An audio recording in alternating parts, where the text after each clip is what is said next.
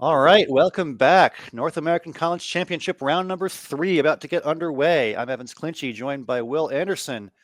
Will, we've had a fairly uneventful first couple of rounds. We saw David Whitley take care of business against John O'Loughlin in round 1, and then Dave Wiegand beat Scott Jackson in round 2. Both were pretty handy victories for the winning players there, but looking forward to this matchup in round 3 here. This is Quinn James and Chris Lipe. Yeah, this should be pretty even from a skill level standpoint. Both players very experienced, very strong word knowledge bringing to bear here. It's only so long we can wait until we get a nail biter on our hands Yeah, where the scores are not so lopsided. And I got a good feeling this is going to be it. maybe we'll get like a really interesting pre-endgame and endgame that actually matter for the outcome of the game. Who knows? Let's not get too Exactly. greedy, though.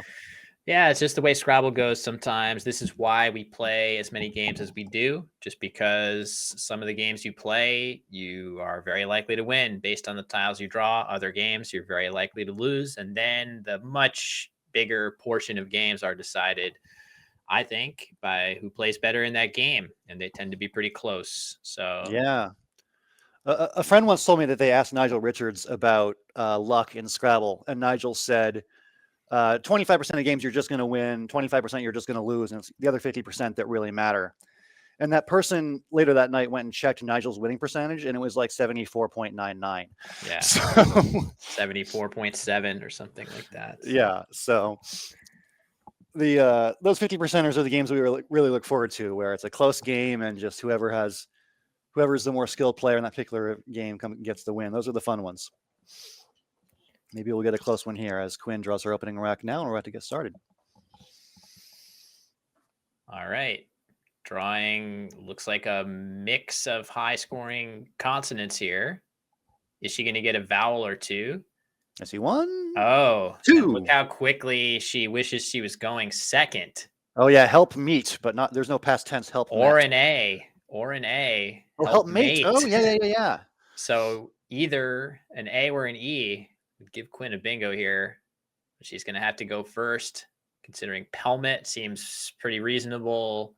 Helmet, I feel, even those two plays are very similar, but Helmet at least gets you a couple extra points. So let's see Or what you she try the opts to gambit do. of playing a phony on purpose, getting it challenged off, and then going second. Oh, there's also Tempe. Ooh. So that's maybe a slight improvement. You get all the clunk off at once. Instead, we're going to see Pelmet. Not a big mistake if we even characterize it as a big mistake at all. The H is a great tile to keep, and also Pelmet sets the H up in a nice way with that M. You can put an H on top potentially for a good score. So I'm not even sure I would call this a big mistake. I feel like my gut says Tempe. Yeah, maybe me too, but it's pretty close. But yeah, you definitely want to go second with that rack. There is such an overwhelming chance that your opponent gives you an E or an A that you can use to get a very lovely bingo that we know she saw. For sure. So not a lot of great options for Lipe here. He can play something pretty low scoring like Rory or Rorty. Either one of those would be 13 points. Not super appetizing. Yeah, the 3 R's together for Chris. Not exactly what he's hoping for to start, but the rest of his letters are pretty good. So if he can just resolve that issue as quickly as he can, he will have great odds of playing a bingo on his next turn. And it's funny that Quinn has already recognized that she needs an R for figwort. And true. knowing Chris is actually probably going to get her wish. R's are forthcoming. Yeah, there is a great chance of an R coming down somewhere. Certainly, Rorty through the T of Pelmet would create a very scary place to play Figwort if she has the risk tolerance. Playing Figwort after Rorty would make a huge S hook on the double word score, and we know Chris would have an S. But instead, we're going to see Orrery. He's going to go even harder to burn through tiles, not worry about keeping ERS, but he's going to score a few more points while he's at it. I think this makes sense to me. Yeah, reasonable play for sure. So when you use more letters the way that Chris did here, he opens himself up a little bit to clunky draws. Every letter you keep after the first couple increases your odds of having that nice balance on your rack that you're looking for. And you can see it's kind of this principle in action. By playing 5 tiles, Chris opened himself up to a draw like the one that he has drawn here with so many vowels. But not to say it was a mistake. It's just one. There's always a cost benefit to every play. Great play by Quinn here. I mean, you've talked, Will, about some moves just being a word knowledge check. You either know the word or you don't. Fouth is kind of a weird 5, not the easiest one to know or find, but Quinn finds it quickly and makes the best play for 41 here. Very nice. So a pretty nice lead right out of the gates for Quinn, 67-18. Yeah, that's definitely the right play, using all of that high scoring clunk off at once with a bunch of 4-point tiles, I should say, all scoring quite well. And there it is. Time for some more Bacchic Frenzy. Yeah, let's get that Bacchic Frenzy going, everybody. We're back. Uoi, again, this word shows up a lot for obvious reasons. There's a lot of racks that are vowel heavy, and this is really the first word you look to. And Chris has found a really nice spot to play it. Yeah, Adam talking about Uwe versus Queef being an interesting decision, and I think it is pretty close. I mean, it's 26 points versus 27, and Queef blocks the triple a little bit. So, that's definitely a close decision, but Chris very decisive in playing Uwe quickly. It's a good point. EIOS is a leave that rapidly becomes better as you draw consonants. Mm-hmm. So there is benefit to blocking that F. It's definitely the easiest place to score. I guess I'm curious if we're going to, Quinn has set up Fiery on her rack. I wonder if we're going to see a miss of Fogey, which looks clearly superior. Oh, that's a good point. Yeah, that leave of AGO is a little bit awkward. Yeah, so this is a miss for sure. The G, not one of our favorite tiles in the competitive subculture, unless you've got an I and an N to pair with it. There's not a ton going for the G as a letter. Maybe if it were worth 3 points, it would start to become something you'd want to keep. I guess there is a G spot. Oh boy, let me rephrase that. There is a good place to play the G alongside Uoi. Got to be careful with that Bacchic Frenzy going around that I watch my verbiage. That's right. But that's not a good enough reason to keep the G here. So Fogey is preferred. But hey, nothing was really saving that draw for Quinn. With 2 V's coming out of the bag, Fogey's not changing that. So interesting spot for Chris here. No bingo with the Y. Maybe you try to make a short play to fish away the Y, or you could play longer. Probably the best fishy play would be something like Ray, R-A-Y, from the R in orrery, or you could play in a similar spot. You could play Ya, Y-A, both plays forming Ma, or forming a Mai, excuse me. Yeah, as you guys are saying in chat, that was a classic "don't clip that" Will Anderson moment. There's so many of them. I've chronicled some of them already, but yeah, Chris is still inching his way closer to balance and a bingo. Looks like after that last draw by Quinn, he is much closer, even though Quinn has the lead. Yeah. But it's interesting. You could make a short play or a more long board opening kind of play. Something like Acidy for 28, A-C-I-D-Y. To the right of orrery is an option. And you are down by 47, so maybe a more open board is to your liking. True. But by the same token, getting that next bingo down as soon as possible is also to your liking. And you have an S, and Pelmets is really staring you right in the face. Now after Fiery, there's another good sevens lane that you can play underneath the E. So I think I would be sorely tempted to just play my A and Y with Ray. Yeah, and he's looking at D-Ray, which is 9 points more than Ray. Maybe that 9 points is worth it. That is a lot of points. I would say that when I'm considering a play like that, the first thing that I'm looking at is how many E's are left. And I do feel like there's a fair number of E's already on the board between the 2 in Pelmet, the 1 in Fiery, and the 1 in Uoy. So if that was like, if the E that Chris is playing with DeRay is maybe like the first or second E on the board, I might like my chances of drawing another E from the bag enough to take those extra points. But I feel like there's enough E's on the board that I would probably try to save it and really goose up my bingo chance. But this is far from a big mistake. This is very much stylistic. And that 9 points keeping him pretty close on the scoreboard, only down by 15 now. So can certainly see the appeal of that. Oh, and he's drawn the blank. So playing extra tiles helped him, I suppose. It sure did. Yeah, definitely some stuff in there. Cellist, yeah. Listicle, which was not nice listicle, which will not fit yet, but it would be funny. Funny word. So what the heck does Quinn do here? She's got 3 sets of duplicated letters, including 2 gross ones in the G and B. Yeah, not a lot of great options. Jeez. You can get rid of 1G and 1V by playing Gov, G-O-V, keeping that wonderful AAGV leaf.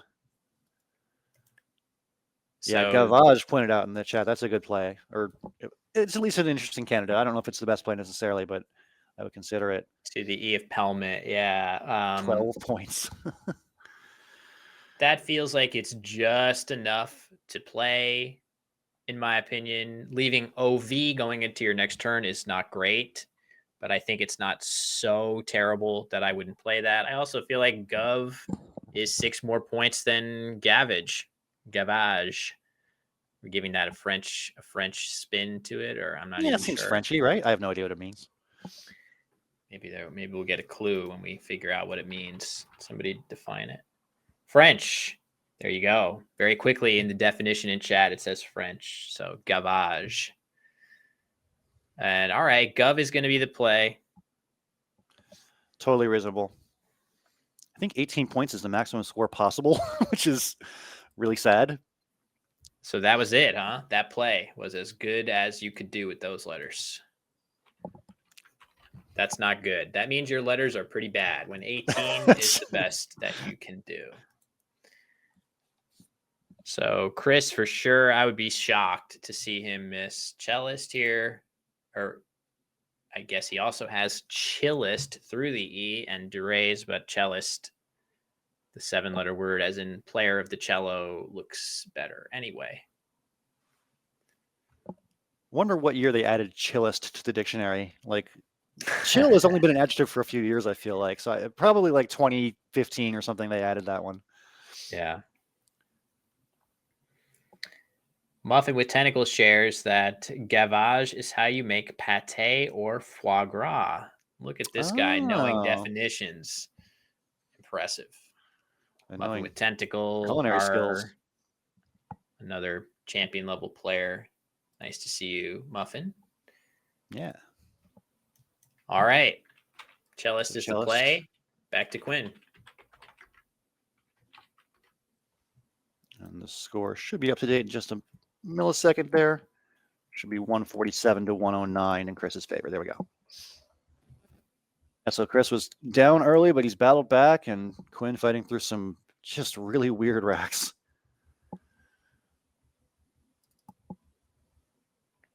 But in her defense, or I don't know, that's not even the right word, but to her credit, the game score is still quite close. So maybe after one more clunk cleaner of a play here, such as Vang in the upper left, right? That seems like a pretty good scoring play that gets some of the junk off. Score is still pretty close. So after slogging so hard the first bunch of moves of the game, it's still going to be a really close game. That's what you can hang your hat on. Definitely. Looks like Quinn is only one move away from getting back to a normal rack again, so there's light at the end of that horrible, horrible tunnel. Yeah, something like Kava looks pretty reasonable. Looks like that's what she's got lined up there. That would Best be all scoring right as option would well. be Vang in the top left corner for 26. Yeah, Kava. I wonder if that's worth doing just to keep NG together, try to draw an I, and use 2 of your 3 A's. I guess that would be all right. Looks like she has Vang set up, which I had slightly preferred before I thought a little bit about Kava. I think I still prefer it just because you get a bunch more points with this. And I don't think the leave of whatever a CGAN is anything to write home about after Kava anyway. So you might as well get these not really. points. Yeah, to answer the question in chat, it's Kava from the C. You're keeping the C on your rack, which makes it a little awkward, the C and the G together. Yeah. So I like this. Good play. Yeah, Vang is just fine. Back to Chris. He's got a mixture of these 3-point letters, the B, the M, and the P. It's not going to be that easy to play all 3 of those together. So it's been a bit of a slog here, which is good for our stated goal of wanting to see a close game. Thankfully, the players are not really drawing very well, and that is making our dream a reality. So you can't play all 3 of those consonants, but if you want to play off 2 of them, something like pleb or plebe, keeping a very nice combination of the M and the N, looks very reasonable.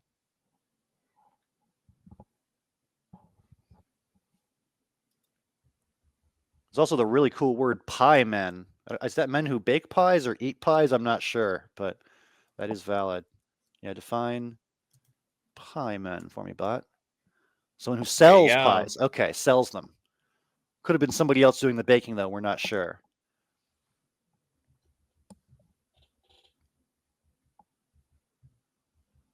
Why is that? Come on, surely that's a timeless concept. Why would that be Collins only? I don't know. You don't really see a lot of like pie salesmen in America, do you? Like, well, I guess. I don't. Maybe you do. I don't go looking for such things. I don't know.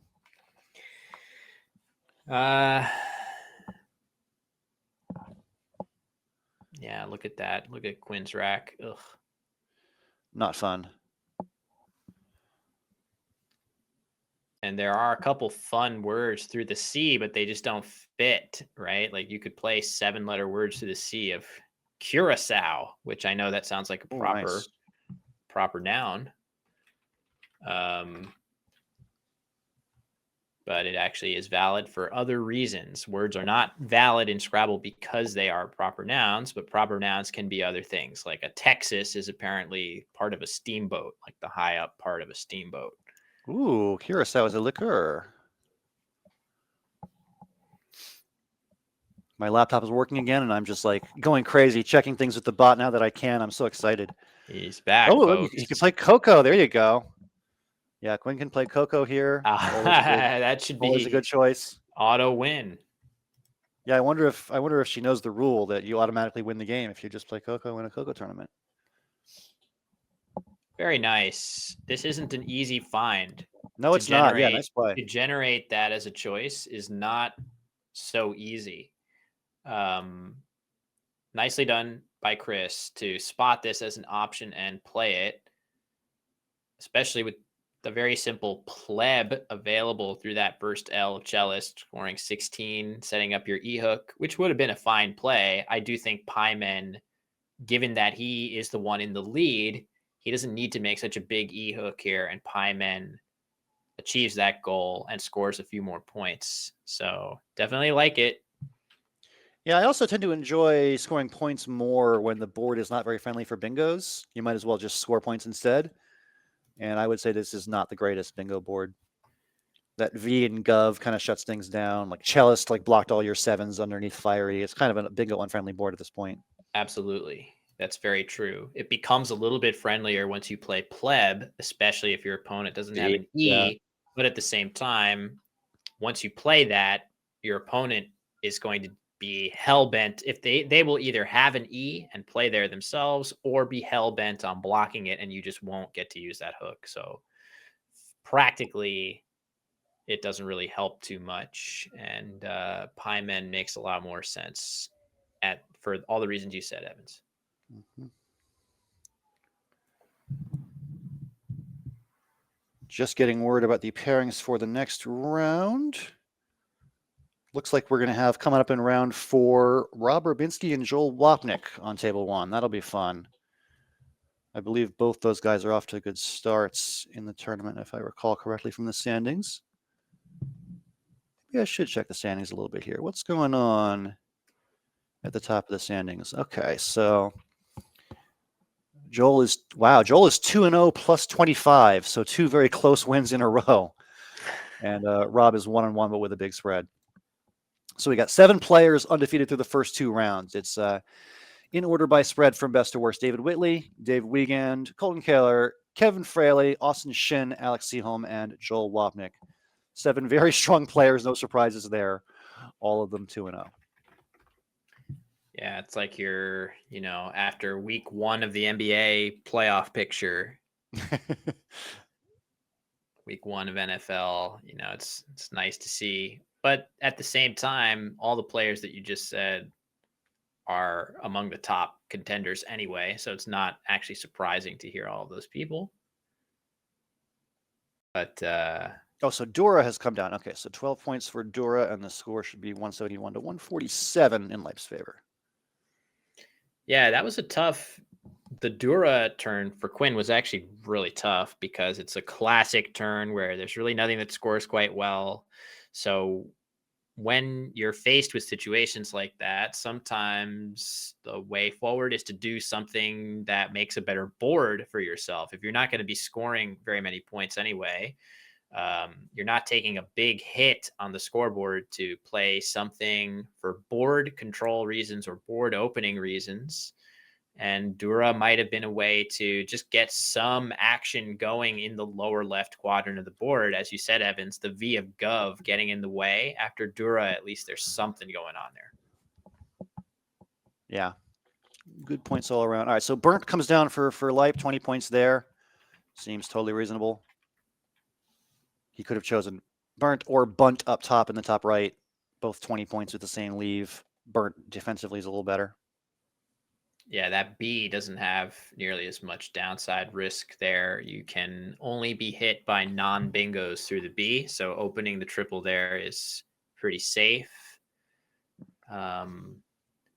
Quinn's drawn 2 S's now, so that's nice. She can at least feel like aggression might pay off at this point. So that's like the first good leave that she's had. Pretty kind much. of a terrible board to have S's, though. Where are you going to put them? Yeah, maybe after this play that she's just made of Moo, it opens things a little, but you're absolutely right that it is not a good S board. The nice thing about having 2 is if you draw a bingo, the odds are a little bit better that you'll be able to play it with Duras, right? Like okay. the like S KCOs being, or something, yeah. Yeah, or actually literally you almost... Caesars, there you go. Nope, that doesn't fit. No, but Casey Ace is a word. Casey Ace and Casellas is, it looks like what Quinn has arranged. I think that's a word, Casellas, maybe. Yeah. Oh, Calessas. Oh, Casellas is Calessas, right? And but that would not fit.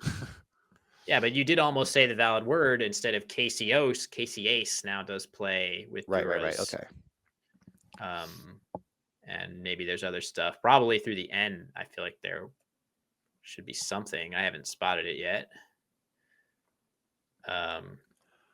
I was just concerned because I thought Quinn had arranged the tiles in the order to spell the phony that I said. Oh yes. but maybe she's realized that no, don't play that. It's not a thing. Right. All right. Looks like.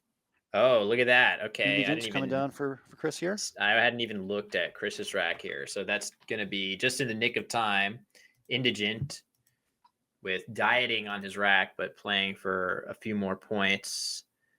This is kind of a cool play. It scores the most points that Chris can get here. So that's good in a nutshell. Scoring points is good. But after Quinn's previous play of Moo, it probably feels much safer to open that big triple up too, right? Like if Quinn is playing Moo with just using 2 O's, the odds of her keeping J, Z, X, K, Q, any of those good tiles are much lower. So opening the E of indigent to the triple in that spot is a little bit safer than it might be normally. Could benefit Chris. So there's a million ways to score 77 here. There is one bingo that scores 80, and I will be extremely impressed if anybody can spot it. Oh, I've never This is a this. this is a word knowledge and board vision test that is very hard. It is a 5-tile overlap. Yeah, this would be crazy impressive to spot the highest scoring bingo here. This is the type of play that I miss pretty consistently. Yep, me too.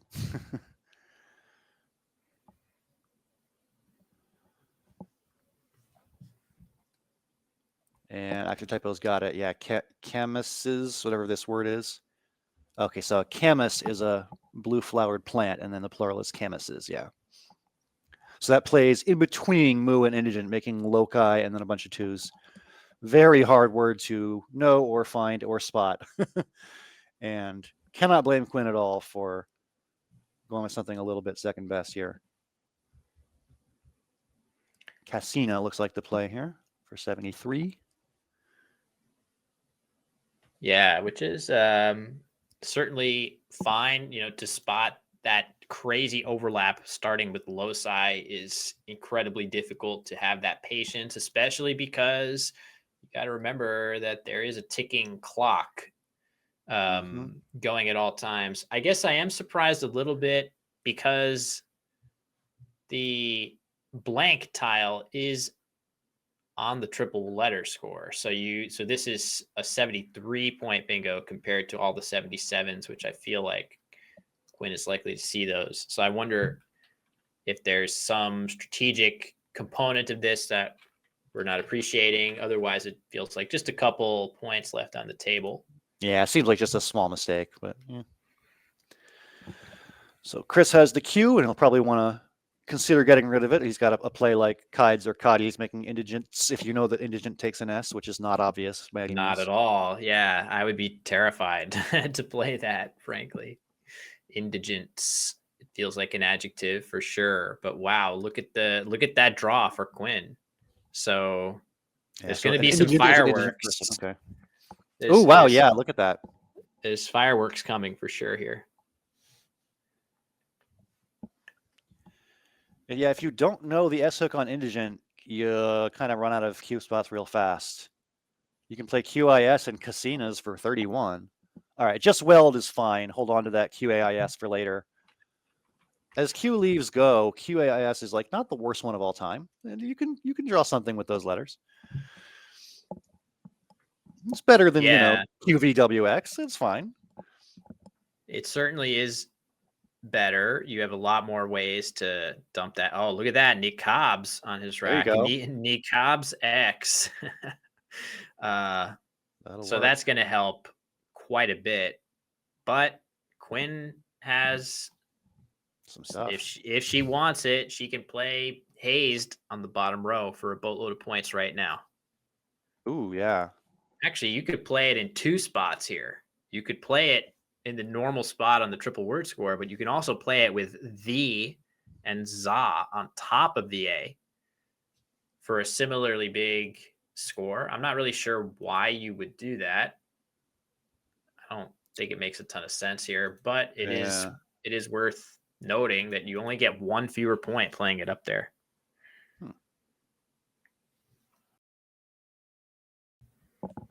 Yeah, 59 versus 58. Great options, either one of them. And we're going to have pretty close to a tie score after that.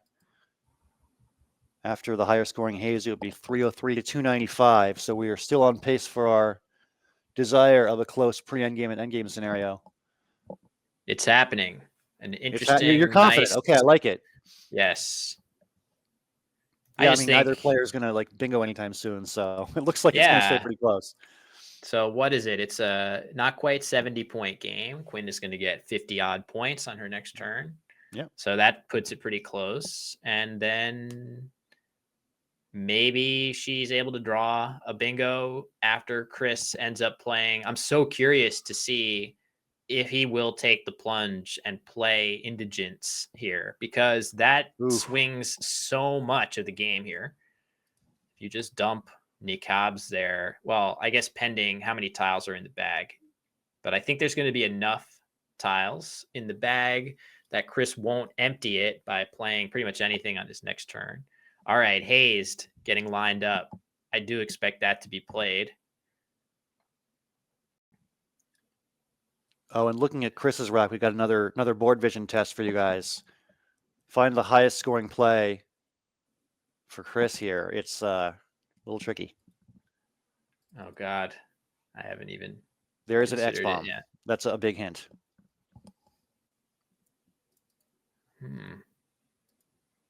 Are you saying? Oh, I see it. Yeah. Jeez. Yeah, he's got Onyx Crazy. through the disconnected O and Y for Onyx over 60. Onyx, if he wants to leave the Q on his rack further, would be quite nice. And a J finds its way onto Quinn's rack here. Oh my gosh, look at these letters. He spotted it. Very nice. Very nice. Now, that's a really strong play. I just continue to wonder. We don't really know yet conclusively. Is Chris willing to put an S on Indigent? We don't. It might be know. Only if you need it kind of situation. Like you don't need to risk the game on it if you've already got a nice lead after Onyx. So why bother with it? Exactly. I would be and just for the record, I would be in the exact same situation. Me too. In his shoes. So, but that's beautiful vision to spot Onyx there. I'm impressed for sure. Yeah. So we got 7 in the bag, and after Onyx, Quinn is suddenly down by a full bingo's worth of points, 76. Not a great situation to be in here because you're really far away from a bingo. The tile pool's pretty good. Lots of, satire type letters available to you, but how are you going to play through this F and this H and this J and all this garbage? Not easy. That's true. Yeah. I'm wondering now about Zek. It scored well. Zek scored 50 odd points, but I actually feel like tile turnover in this situation, you could score more with Hazed, but you really want to try to draw that X here. I feel like you want to draw the X with either the N or the R. Actually, was there an R? Maybe there was no R left. There is an R. So if you can draw NX or RX for Oryx in that spot, that's really, really important. Like you want to draw that ASAP. So, but very tricky to suss that out. You also don't want to totally cripple your chances of bingoing here to the D of Weld. It is just sitting there wide open. So yeah, a lot to think about. To that end, I mean, you're comparing Hazed and Zek. The leave's either going to be FK or it's going to be ADFH. I think I kind of like FK a little better.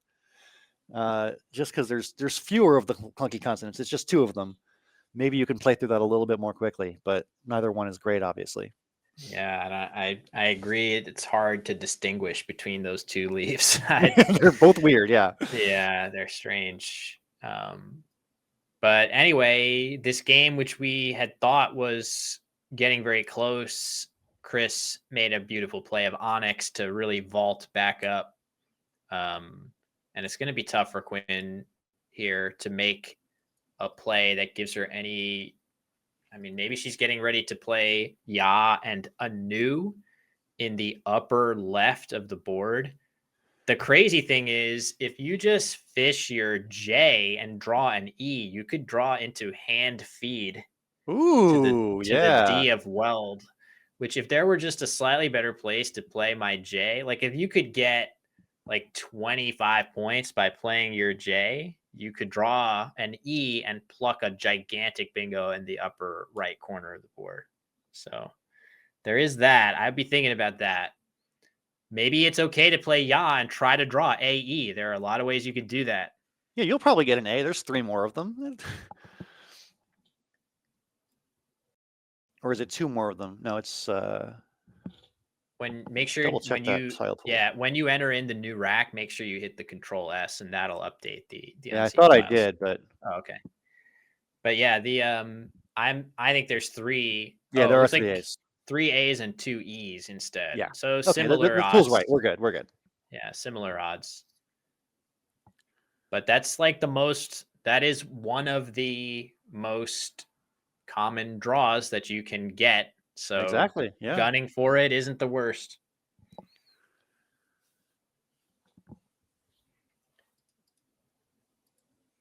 I think of Quinn as being capable of finding plans like that too. Just really impressive word knowledge and vision. So, oh no, what's happening? Okay. This looks like a diversion, kind of. So it's still Jack. the same fish. You're still going for something like hand fed or hand feed, but playing Jack in that spot. Yeah, I think this is interesting because now you can potentially play hand feed. Oh no, you don't have another D. Never mind. I was going to say maybe she's trying to set up another spot for it, right? Like through the A of Jack, but you would need a second D to play the same word. So Well, there might be that can't something be through it. that A later, like fathered, or you are creating a bingo True. line of sorts. I don't And know. a It's heavy hitting interesting. one too. A heavy hitting one Yeah, if you because you can need to put score one like of 85 with your your bingo, so that helps. yeah. If you can start your word with an F or an H, it's going to score quite well there. So that could be the thinking behind playing this. Obviously, the downside scores only 14 points, so that's not what you're hoping for here. But maybe that eventual bingo makes the difference.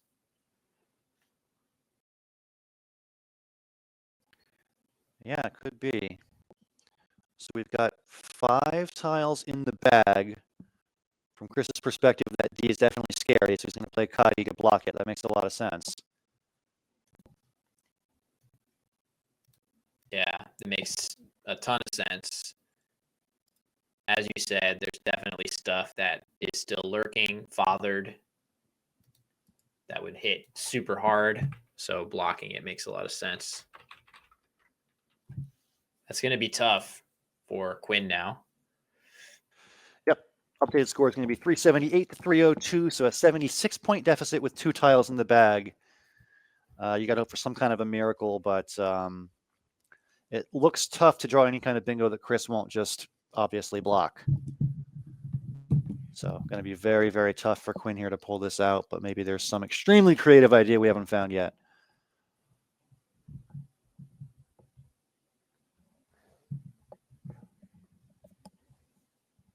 Anybody in chat have any hand fiat? There you go. That's the best play for sure. Hand fiat. Very nice. Can always count on chat to find the creative bingos.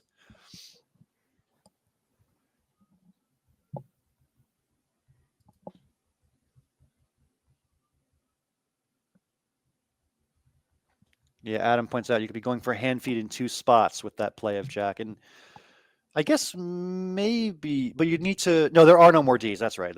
That's what, Will you point out that? Time getting pretty low here, about 2.5 minutes to go now for Quinn.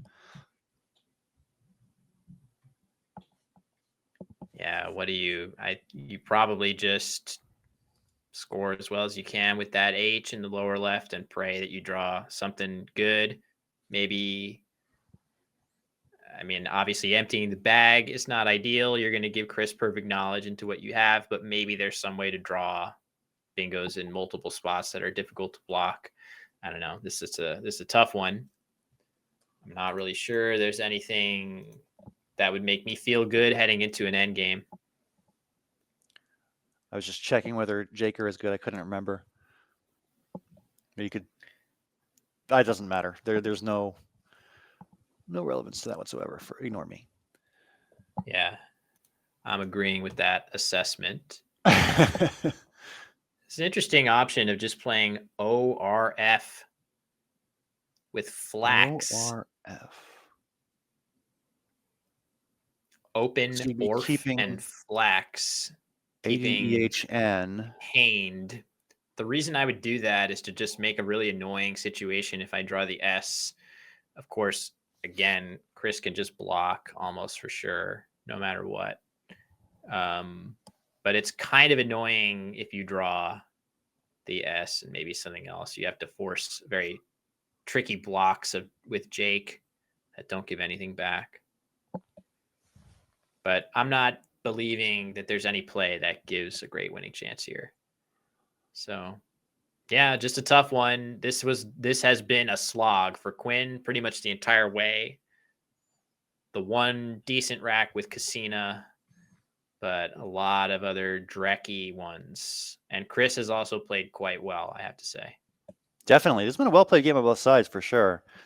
And it was a really close one and kind of until the end where Chris busted open by playing Onyx. And Quinn just couldn't quite draw the synergistic kind of rack needed to get back into it. Looks like EDH is the choice. To which I say, sure, why not? I don't know. Can't think of anything better, honestly. 26 points.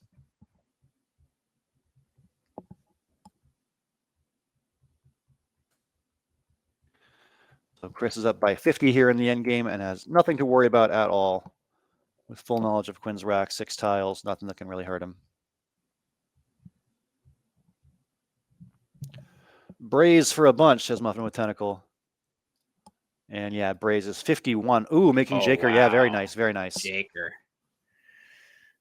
Yeah, Jaker. Very odd looking word. Opinions could vary about how wordy that is, but we've... Yeah, I was going to say, everybody's favorite dictionary error, you know. Yeah. But it's here for now. Maybe not forever, but it's here, and it could get a nice big score for Chris.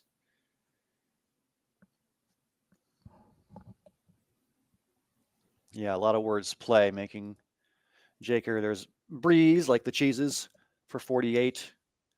Oh, Brise and Brise, yeah. Fatheads and Shafted. Yeah, that would be annoying for Chris.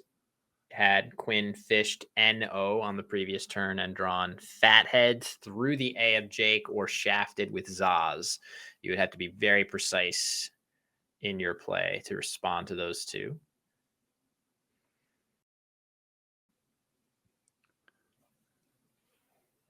So Chris with 9 minutes on his clock. Quinn has 15 seconds.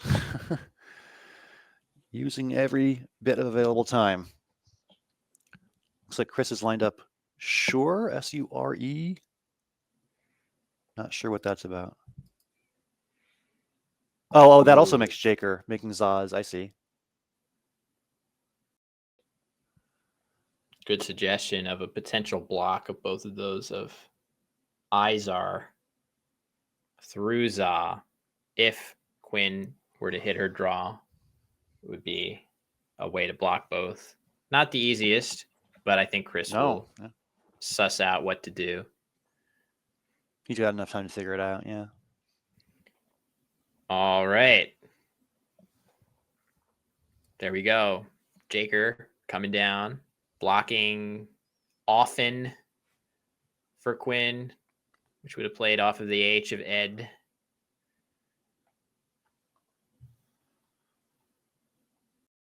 And we're going to see a quick response play to avoid going overtime. And I guess Chris will... He's got outplays here. I'm not sure where he plans to play. He could just do the simple bite through the T of Indigent. He might have other stuff that I'm not seeing. Oh, he's got Newbie, extending new to Newbie. That's very cool. If he spots that, I give him He's props. got BIE lined up in order. Oh, he's got the separated BIE for bite. Yeah, bite I was expecting. So I certainly did not see Newbie. Neither did I. The computer did. All right, so bite comes down for 8 and out, and it looks like Chris will win by a final score of 433 to 361. So I think we sort of got our wish of a close pre-end game, We but it kind of got away from us at the fleetingly, end. yeah, this was definitely longer of a game that still hung in the balance until the last couple moves, but it did get into that desperation territory for Quinn later on, where winning chances probably dropping into the single digits on Right. those last few moves. So we can still aspire to get one where both players are in the, healthy winning chances down the stretch of the game. I'm sure it's going to happen. Maybe it'll happen next round. Someday.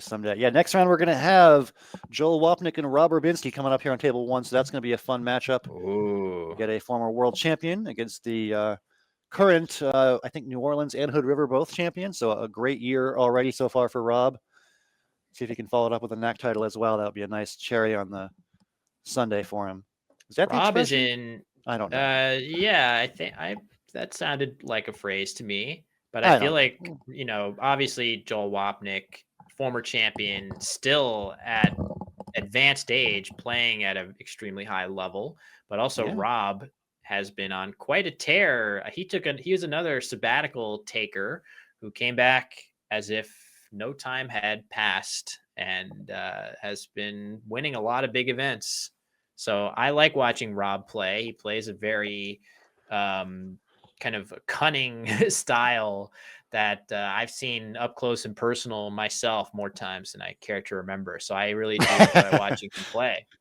Yeah, he's got a really creative style. He sees plays that other players don't, and he thinks of creative ideas other players don't. So it's always interesting to watch him kind of go through the motions of finding his interesting moves. So yeah, it's gonna be a fun matchup with Joel and Rob coming up in just a little bit. So this was Chris Lipe versus Quinn James, and Chris getting the win over Quinn, 433-361. We're going to take a short break, just a few minutes, and we'll come right back with round number 4 from the North American College Championship as Joel takes on Rob in just a little bit. So we will talk to you in a few minutes.